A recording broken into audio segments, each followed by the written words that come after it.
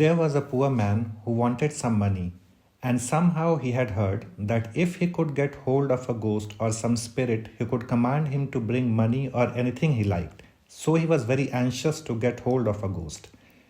He went about searching for a man who would give him a ghost, and at last he found a sage with great powers and begged this sage to help him. The sage asked him what he would do with a ghost. I want a ghost to work for me. Teach me how to get hold of one, sir. I desire it very much, replied the man. But the sage said, Don't disturb yourself, go home.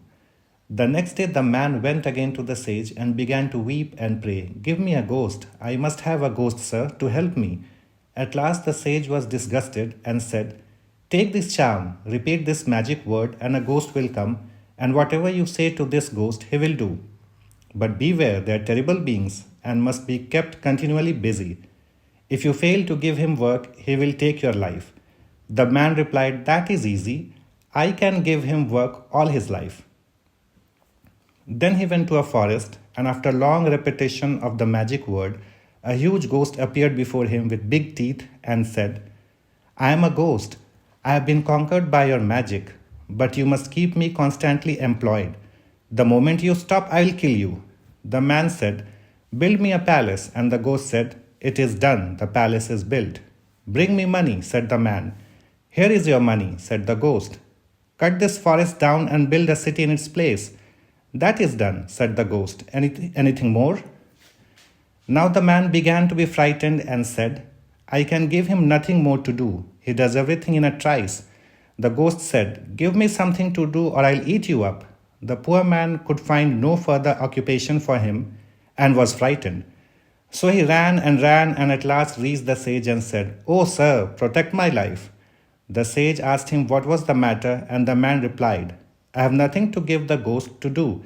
Everything I tell him to do, he does in a moment, and he threatens to eat me up if I do not give him work. Just then the ghost arrived, saying, I'll eat you up, I'll eat you up. And he would have swallowed the man. The man began to shake with fear and begged the sage to save his life. The sage said, I'll find you a way out. Look at that dog with a curly tail. Draw your sword quickly and cut the tail off and give it to the ghost to straighten out. The man cut off the dog's tail and gave it to the ghost, saying, Straighten that out for me.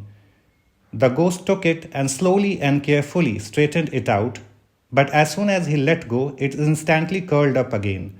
Once more he laboriously straightened it out, only to find it again curled up as soon as he attempted to let go of it. Again he patiently straightened it out, but as soon as he let it go, it curled up again. So he went on for days and days until he was exhausted and said, I was never in such trouble before in my life. I am an old veteran ghost, but never before was I in such trouble. I'll make compromise with you, he said to the man. You let me off, and I'll let you keep all I have given you and will promise not to harm you. The man was much pleased and accepted the offer gladly. This world is that dog's curly tail, and people have been striving to straighten it out for hundreds of years, but when they let go, it curls up again. One volcanic eruption can sweep away all our roads and hospitals and cities and buildings. Let us give up this foolish talk of doing good to the world. It is not waiting for your or my help. Yet we must work and constantly do good, because it's a blessing to ourselves. This life is neither good nor evil. It is according to the different states of mind in which we look at the world. The most practical man would call it neither good nor evil. Fire by itself is neither good nor evil.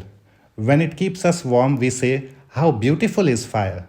When it burns our fingers, we blame the fire. Still, it was neither good nor bad.